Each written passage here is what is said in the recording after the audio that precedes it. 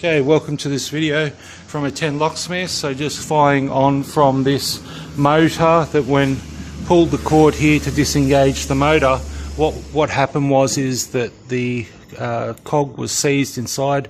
So we've had to respring this motor, respring the door, put the motor back on, and then align the tracks as well, because the door was actually rubbing and stopping and then going into the safety mode. And the same with this one over here. This one here was catching further down here, and you can see we've had to move this track over a little bit.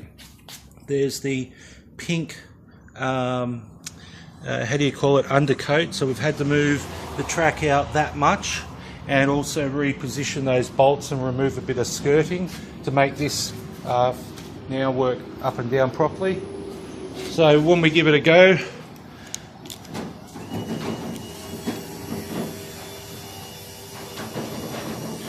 so both of these doors are now going down. Oh, this one's just got stuck, and that's exactly what it was doing before. So I'm going to have to move this track out just a little bit further, but it was shuttering and banging on. So I'll just move that out just a fraction more, and then this door will flow up and down. So fix that problem, and we'll just realign this, move this out a bit more. All right, thanks for watching.